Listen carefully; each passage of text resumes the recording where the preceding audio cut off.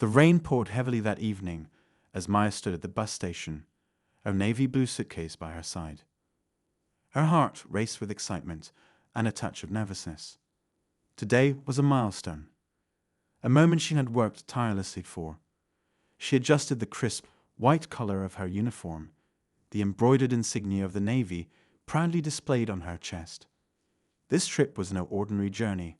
It was a culmination of years of perseverance, sacrifice, and grit. Maya was about to board a flight that would take her to her promotion ceremony. A promotion she had earned through sheer determination. She was now an admiral. The streets glistened under the streetlights, and the distant sound of tires splashing through puddles filled the air. As she waited for her rideshare to arrive, Maya couldn't help but think about the road that had brought her here. From humble beginnings in a small southern town to breaking barriers in a field historically dominated by men, Maya had faced her share of challenges. But this moment, was hers. The car pulled up, and she slid into the back seat, exchanging a polite smile with the driver. "Airport, please," she said softly, her tone calm but resolute. She glanced at her watch, ensuring she was on schedule. She couldn't afford to miss her flight. Not tonight. The ride was uneventful until they reached the city checkpoint. 2 police officers waved the car to a stop. Maya sat up straighter, her hand instinctively going to her badge, which she always kept in her jacket pocket. She'd been stopped before, most often for no reason, but she knew the drill. The first officer, a tall man with a stern expression, approached the driver's window. "License and registration," he barked, barely sparing a glance at Maya. The driver complied, handing over the documents without protest. The second officer, shorter but with an equally intimidating demeanor, circled the car and peered into the back seat. His gaze lingered on Maya. "Step out of the vehicle," he ordered, his voice sharp. Maya hesitated, her fingers tightening around the strap of her bag. "Is there a problem, officer?"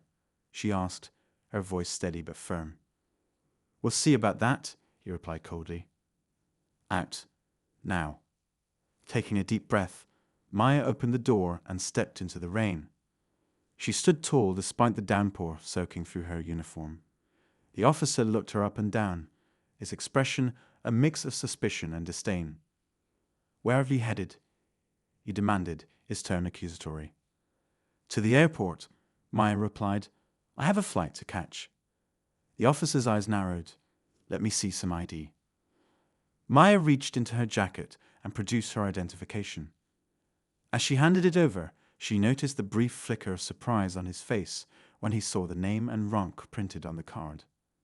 Still, he didn't hand it back. Instead, he turned to his partner, whispering something Maya couldn't hear. The first officer returned, his demeanor no less hostile. "What's in the bag?" "Personal items," Maya replied. "I'm traveling for work." "Step over here," he instructed, motioning toward the side of the road. "We're going to need to search your belongings." Maya felt her frustration rise, but she kept her composure. "Is there a reason for this?" she asked. "Routine check," he said curtly. She knew better. This wasn't routine. This was profiling. But she also knew that arguing wouldn't get her anywhere. Reluctantly, she stepped aside as the officers rifled through her bag, their movements slow and deliberate, almost as if they wanted to delay her. As they searched, Maya noticed cars passing by, drivers and passengers staring at the scene. Some looked sympathetic, others indifferent. But no one stopped. Minutes felt like hours as the officers continued their so-called inspection. Finally, they finished, leaving her belongings disheveled but untouched. "Everything seems fine," the first officer said, though his tone suggested he wasn't pleased about it. Maya began to gather her things, ready to leave, when the second officer stopped her again.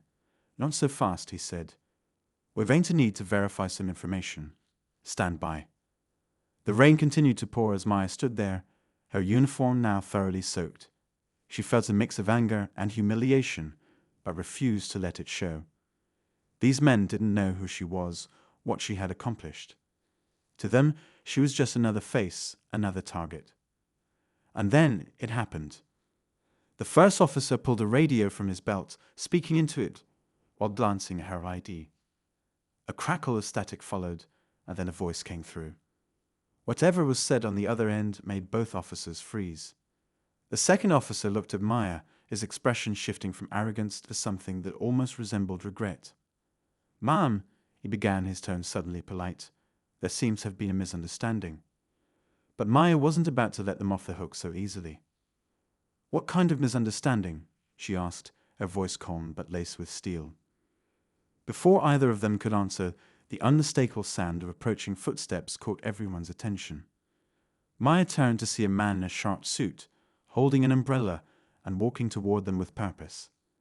His face was serious, his eyes locked on the officers. "You're detaining Admiral Maya Johnson?" he asked, his voice cutting through the rain like a blade. The officers looked at each other, panic flashing across their faces. And that's when they saw it. Maya reached into her jacket and pulled out the badge she hadn't yet revealed, the one that marked her rank as an admiral in the United States Navy. Their expressions shifted again, this time to sheer disbelief. The man in the suit handed Maya a dry towel and gestured toward his car. "Admiral, your transport is waiting. We can't have you missing your flight." Maya didn't say another word to the officers. She simply gave them a look they would never forget, one that said more than words ever could. As she stepped into the waiting car, the officers stood frozen, rain soaking through their uniforms, the weight of their actions sinking in. But this wasn't over. Not yet.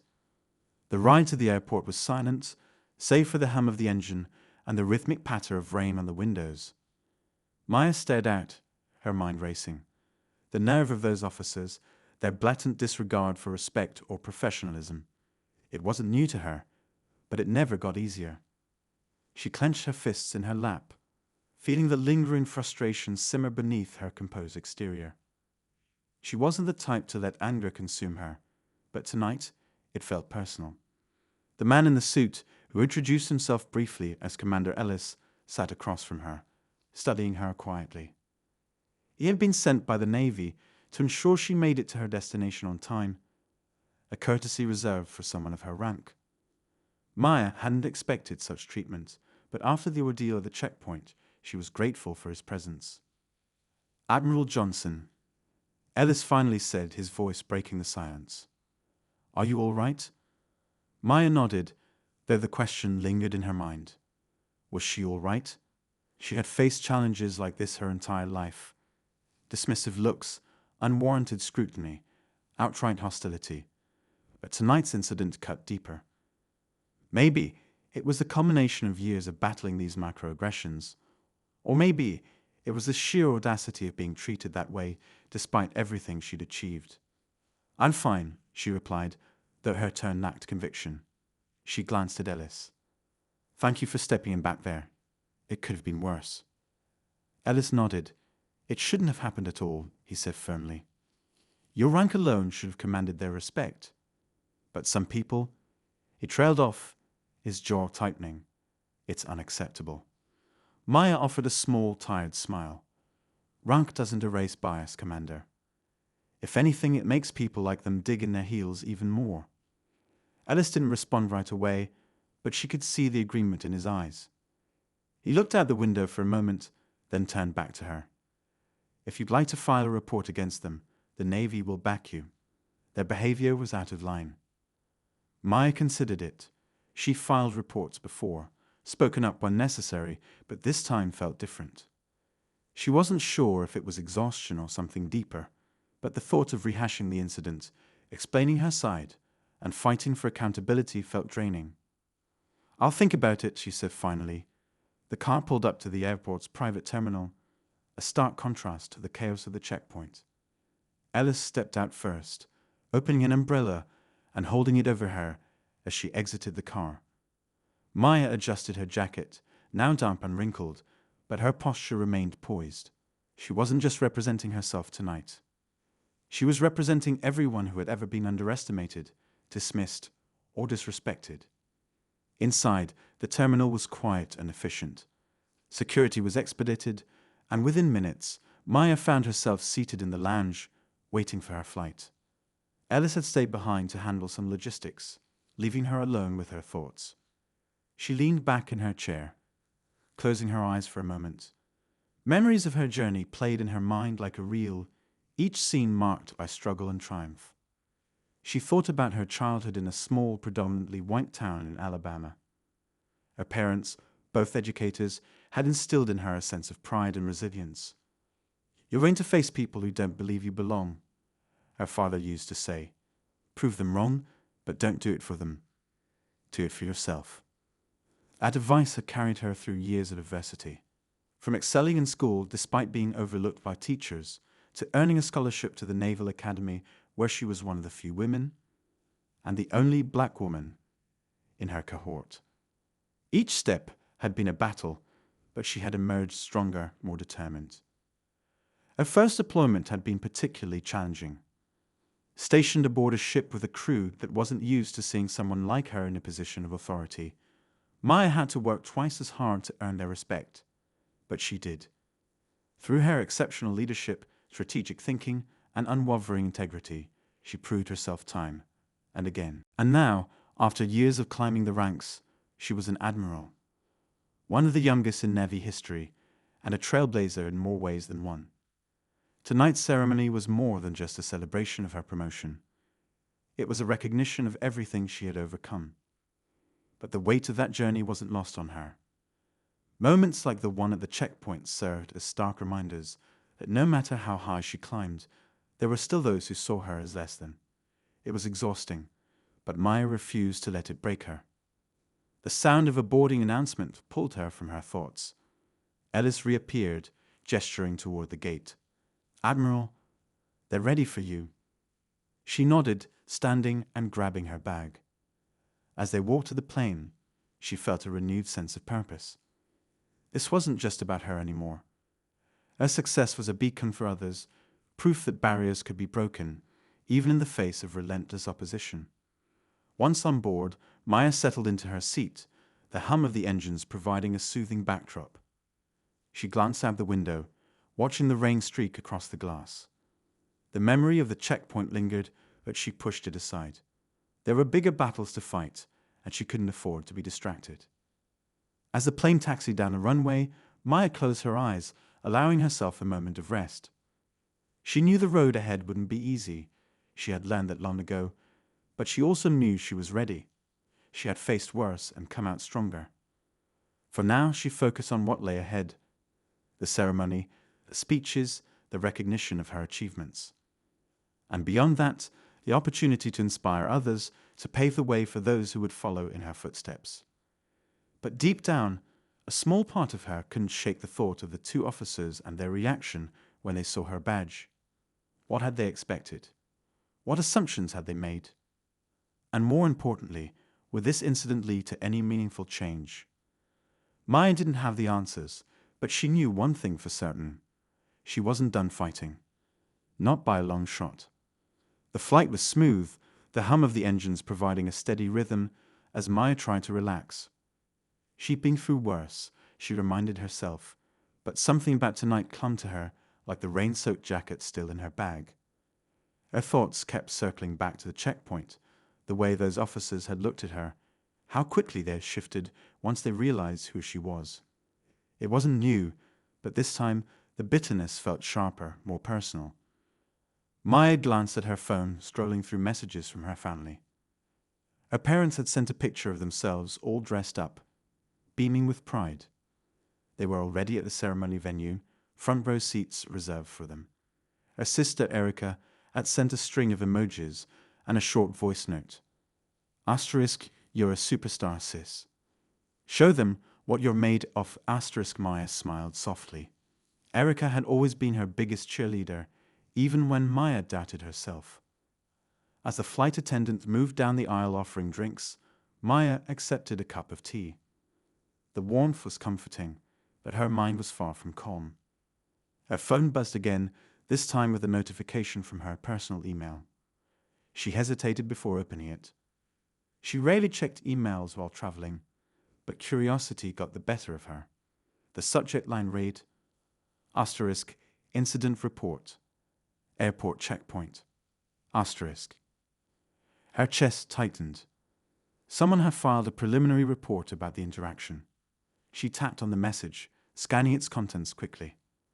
It was an automated note for the Navy's Internal Review Office, acknowledging that the incident had been flagged for further investigation. Attached were names she didn't recognize, like the officers involved. Maya exhaled deeply, leaning back in her seat. She hadn't expected this to move so quickly. Part of her was relieved. This meant someone had her back. But another part of her felt the familiar weariness of having to relive yet another moment of being underestimated and mistreated. She sipped her tea, letting the warmth soothe her as she stared out the window. Below, the city lights blurred together, a sprawling web of activity. Somewhere down there, life continued, indifferent to her struggles. By the time the plane landed, Maya was determined to push the incident to the back of her mind. The ceremony was what mattered now. As she disembarked, a Navy officer greeted her at the gate, saluting sharply. "Admiral Johnson," he said with a smile. "What honor to have you here. Your transport is ready." The car ride to the venue was quiet, but Maya could feel the excitement building as they approached. She had barely stepped out of the car when she was greeted by a flurry of activity, reporters snapping pictures, fellow officers congratulating her, and event staff guiding her toward the main hall. Inside, the room was grand, filled with the hum of conversation and the soft clinking of glasses. Maya spotted her parents and Erica almost immediately, their faces lighting up when they saw her. She embraced them tightly, her mother whispering, "We're so proud of you, baby." Maya smiled, feeling a surge of gratitude. For a moment, the weight of the evening lifted. She was here, surrounded by people who believed in her, celebrating a milestone she had worked so hard to achieve. As the ceremony began, Maya took her seat at the head table, her name and title displayed prominently on a plaque in front of her. Speeches were made, accolades given, and when it was finally her turn to address the room, she stood with confidence. Her speech was heartfelt, a reflection on her journey and a message of hope for others. She spoke about resilience, about the importance of perseverance in the face of adversity. And though she didn't mention the checkpoint incident, the undertone of her words carried a deeper message, one of defiance against prejudice and discrimination. The room erupted in applause as she finished, a standing ovation that brought tears to her eyes. For a moment, everything felt worth it. But as the evening wore on and the crowd began to thin, Maya found herself thinking about the bigger picture. She had achieved so much, but the reality was that her success didn't shield her from the biases and systemic issues that plagued society. Later that night, as she prepared to leave, she was approached by Commander Ellis, who had attended the ceremony as well. "Admiral," he said, his tone serious, "I wanted to let you know that the checkpoint officers have been placed on administrative leave pending an investigation." Maya blinked, surprised. "That was fast," she said. Ellis nodded. "The Navy takes incidents like this seriously, especially when it involves someone of your rank." But he hesitated, his expression thoughtful. "I have to ask, how far do you want to take this?" Maya frowned. "What do you mean?" "Well," Ellis said carefully, "these kinds of cases can set precedents. If you push for accountability, it could lead to broader conversations about profiling and systemic bias. But it also means you'd be at the center of that conversation." Maya considered his words. She had always fought for what was right, but the idea of becoming a symbol, or worse, a target, gave her pause. She didn't want her career to be overshadowed by controversy, but she also couldn't ignore the larger implications of what had happened. "I'll think about it," she said finally, echoing her earlier response. Ellis nodded. "Whatever you decide, know that you have support." As she stepped into the waiting car, Maya's thoughts were a whirlwind. The evening had been a celebration, but now it felt like a crossroads. She had spent her life fighting for her place, proving her worth, and breaking barriers. But this was different. This wasn't just about her. It was about a system that needed change. The car pulled away, and Maya stared out the window, the city lights fading into the darkness. The road ahead was uncertain, but one thing was clear. She couldn't stay silent. Not this time. The next morning the world seemed to have moved on, but Maya hadn't. She sat in her hotel room, the faint hum of city traffic filtering through the windows. Her freshly pressed uniform hung on the wardrobe door, a quiet reminder of her accomplishments. Yet, her mind was restless. The memory of the officers at the checkpoint clung to her like a shadow, refusing to fade. Maya had intended to sleep in, to savor the aftermath of the ceremony, but her phone had other plans. It buzzed incessantly with messages and notifications, many from people congratulating her. But one caught her eye. A message from a senior Navy official requesting a call to discuss the incident. The request was polite but firm, hinting at the weight of the situation. She dialed the number, her pulse steady but purposeful. The line clicked, and a voice greeted her on the other end. It was Admiral Rogers, a high-ranking official she had met only a handful of times, but who carried significant influence within the Navy. "Admiral Johnson," Rogers began, his voice measured, "I hope you're well. First of all, congratulations on your promotion. It's a well-deserved honor." "Thank you, sir," Maya replied, her tone polite but cautious. "I wanted to discuss the matter from last night." Rogers continued, "The checkpoint incident has stirred some concern, not just within the Navy, but externally as well. The details are starting to surface, and, well, let's just say there's a growing interest." Maya's grip on the phone tightened. "What kind of interest?" she asked. "There are reports circulating in the media," he said. "It seems someone captured part of the interaction on their phone. The footage is grainy, but it's clear enough to show the officer's behavior.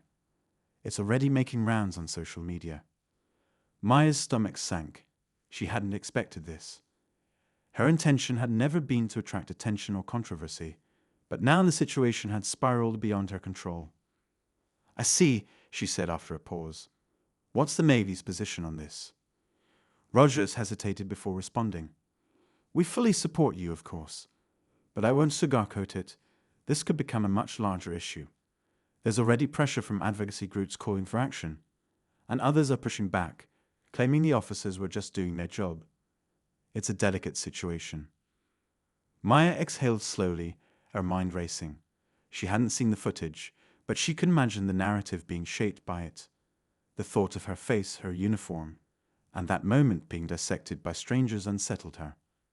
"Sir, with all due respect, this shouldn't be about public perception," she said firmly. "It should be about accountability.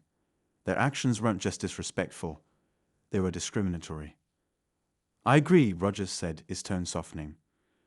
"But the reality is, these kinds of cases often take on a life of their own. My advice: stay focused on your duties and let the Navy handle the investigation. You've already done enough by setting an example of professionalism." Maya nodded, even though he couldn't see her. "Understood, sir," she replied, though the words felt hollow. The call ended, but the unease lingered. Maya sat on the edge of the bed, staring at her reflection in the mirror. She had spent her entire career fighting for respect, for the chance to lead without being second-guessed. And yet, here she was again, facing the same battle, only now it was being broadcast to the world. Her phone buzzed again, pulling her from her thoughts. This time it was Erica. Maya answered, grateful for the familiar voice. "Hey, superstar," Erica said cheerfully. But her tone quickly shifted. "I saw the video, Maya. It's everywhere. Are you okay?" Maya hesitated. "I'm fine," she said, though her voice betrayed her exhaustion. "I didn't know someone recorded it." "Well, they did," Erica said. "And people are talking. Some are on your side, calling it out for what it was. Others are—" She trailed off, her frustration palpable. "You know how it is. They're trying to twist it, saying you were out of line or playing the race card." Maya felt a surge of anger, but kept her voice steady. "I didn't ask for any of this," she said. "I just want to do my job without being treated like I don't belong." "I know," Erica said softly, "but maybe this is bigger than you. Maybe it's time to use your platform to speak out." Maya was silent, her sister's words hanging in the air. She had always preferred to let her actions speak for themselves, But now she wasn't so sure. The next few days were a blur. The video continued to gain traction, sparking debates on news channels and social media. Maya avoided watching it, but snippets of commentary found their way to her regardless. Some praised her composure and called for change, while others dismissed her experience as exaggerated or irrelevant. Meanwhile, the Navy's investigation moved forward. Maya was called in for a formal interview, where she recounted the events in detail. She answered every question honestly, her frustration simmering beneath the surface. The officers in question had been suspended, but no further action had been taken yet. As she left the interview, Maya found herself wondering if justice would truly be served.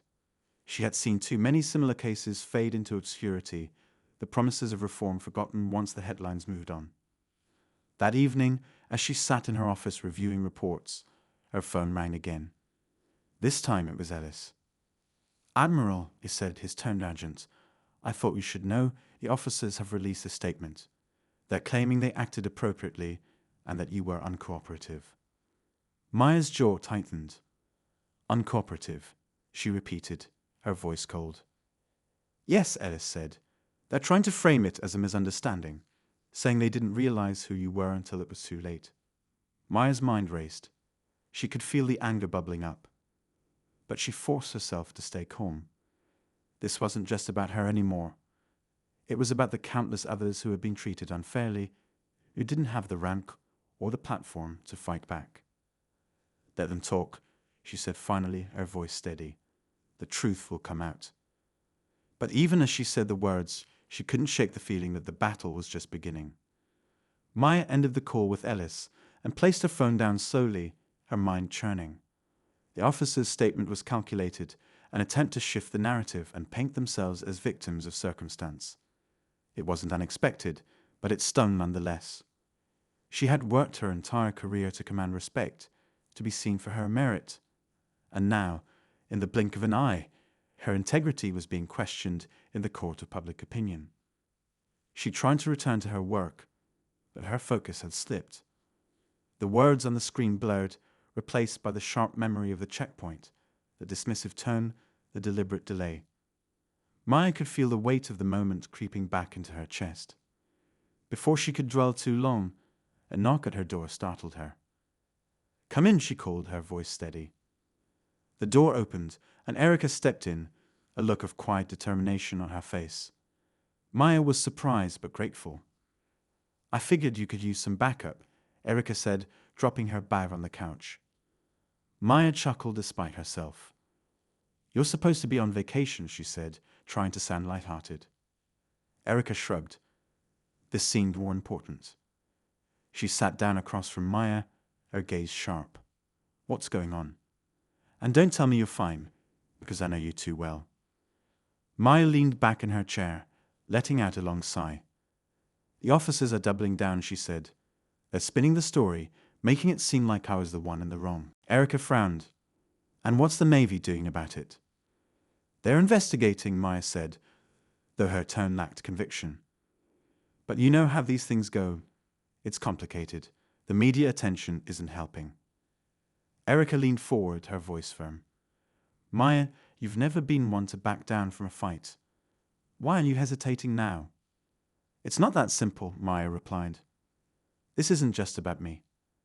Every move I make reflects on the Navy, on the people I represent. If I push too hard, it could backfire." Erica studied her sister for a moment before nodding.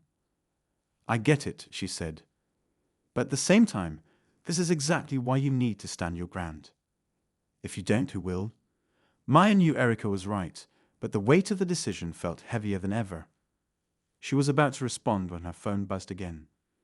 This time, it was a text from an unknown number. "Admiral Johnson. I have information about the officers involved. They've done this before. Call me. Maya stared at the message, her pulse quickening. She showed it to Erica, who raised an eyebrow. "That's interesting," Erica said. "Do you recognize the number?" Maya shook her head. "No, but if this is legitimate, it could change everything." She debated whether to respond. It could be a trap, someone trying to manipulate the situation further. But her instincts told her to follow the lead. After a moment, she typed a reply. Asterisk, what was this? How did you get my number? Asterisk. The response was almost immediate. Asterisk, I'm a former colleague of one of the officers. Let's just say I've seen this pattern before. I can provide proof, but only in person. Asterisk. Maya exchanged a glance with Erica, who looked both intrigued and cautious. This could be big, Erica said, but it could also be risky. Are you sure about this? I don't know, Maya admitted. But if there's a chance they've done this to others, I can't ignore it. Erica nodded. Then I'm coming with you. Maya smiled, grateful for her sister's support. Together, they arranged a meeting with the mysterious contact, choosing a public location to ensure safety. When they arrived at the cafe, Maya scanned the room, her eyes landing on a man sitting in the corner. He looked nervous, his hands fidgeting with a coffee cup. As they approached, he stood, offering a tentative smile. Admiral Johnson, he said, his voice low. Thank you for meeting me. Maya studied him carefully. You have information about the officers? She asked, getting straight to the point. The man nodded, glancing around as if afraid someone might overhear. Yes, I worked with one of them years ago. He's been accused of misconduct before, profiling, excessive force, but the complaints never went anywhere. He's been protected by his superiors. Maya's heart sank. She had suspected as much, but hearing it confirmed was another matter. Do you have evidence? She asked. The man hesitated before pulling out a folder. I kept copies of reports, he said. They're not official anymore. They were buried, but they're real. And there are other victims who would be willing to come forward if someone like you took the lead. Maya took the folder, flipping through the documents. Her stomach churned as she read accounts eerily similar to her own, each one dismissed or minimized by those in power. Why are you coming forward now? She asked, her tone skeptical. The man sighed. Because I've seen too much, and because you have a platform. If anyone can bring this to light, it's you. Maya sat back, the weight of the folder in her hands feeling heavier than it should. Erica placed a reassuring hand on her shoulder. This changes everything, Erica said quietly. Maya nodded, her mind racing. The stakes had just been raised, and the path forward was clearer than ever. But it was also more dangerous. By exposing the truth, she risked not only her career, but also her safety. Still, as she looked at the man across from her and thought of the others who had suffered in silence, Maya knew what she had to do. She couldn't turn away. Not now, not when the truth was within reach. The fight wasn't over, and Maya was ready to face whatever came next. Maya left the cafe with Erica by her side, the weight of the folder heavy in her hands. She didn't speak much on the drive back to the hotel, her thoughts consumed by what lay ahead. The documents were damning, enough to not only vindicate her, but also expose a troubling pattern of misconduct. It was no longer just her fight. If she stayed silent now, she would be complicit in allowing others to suffer the same treatment. That evening, Maya sat at her desk, poring over the evidence. Each report told a story, different faces, different circumstances, but the same pattern of discrimination and abuse. Some of the names stood out, tied to high-profile cases that had been quietly swept under the rug. As she flipped through the pages, her resolve hardened. The system had failed these people, but it wouldn't fail them again. Not if she could help it. Erica placed a cup of tea next to her. You're doing the right thing, she said softly, but this is going to shake things up. Maya nodded. I know, but it has to be done. The next morning, Maya requested a meeting with Admiral Rogers and the Navy's legal team. She presented the folder, laying out the evidence methodically, her voice steady. Rogers listened intently, his expression grown more serious with each passing moment. When she finished, the room was silent. This is significant, Rogers said finally, his tone measured. But it's also risky. If we go public with this, it could damage the Navy's reputation. With all due respect, sir, Maya replied, her gaze unwavering, The Navy's reputation isn't built on covering up injustice. It's built on integrity and accountability. If we don't address this now, it'll only get worse. Rogers studied her for a long moment before nodding. You're right. This needs to be addressed. But we have to be strategic about how we handle it. Over the next few days, the Navy launched a formal inquiry, reaching out to other potential victims and reviewing the buried complaints. The process was grueling, but Maya remained steadfast, her determination fueling her through the long hours. The media caught wind of the investigation, and the story quickly became national news. Maya found herself at the center of a whirlwind, her name and face plastered across headlines. Then, on the eve of the inquiry's public announcement, Maya received an anonymous email. The subject line read, asterisk, "Be careful what you wish for." Asterisk, the message was short but chilling. Asterisk, you think you're exposing the truth, but you don't know the whole story. The people protecting these officers are more powerful than you realize. Asterisk. Maya stared at the screen, her heart pounding. She showed the message to Erica, who immediately grew concerned. "This sounds like a threat," Erica said. "You need to tell someone." "I will," Maya said, though her mind was already racing. Who would go to such lengths to keep this quiet? And what were they hiding? The next day, during a high-profile press conference, the Navy officially announced the results of their investigation. The officers involved in Maya's case, along with several others, were found to have engaged in discriminatory practices. They were relieved of duty pending further disciplinary action. The announcement was a victory, but it was only the beginning. As Maya stepped away from the podium, feeling a rare sense of relief, Admiral Rogers approached her. His expression was uncharacteristically grave. "Maya," he said quietly, "there's something you need to see." He handed her a classified report, its contents revealing a deeper conspiracy within the ranks. The officers in question hadn't acted alone. Their behavior had been enabled by a network of higher-ups who had turned a blind eye, or worse, actively covered up their actions. The corruption ran far deeper than anyone had anticipated. Maya's relief turned to anger. The fight was far from over. The truth she had uncovered was only the tip of the iceberg, and now she was standing at the edge of something much larger and far more dangerous. As the press conference ended and reporters clamored for more details, Maya walked out of the building with Erica at her side. She had won an important battle, but the war for justice was just beginning, and she was ready.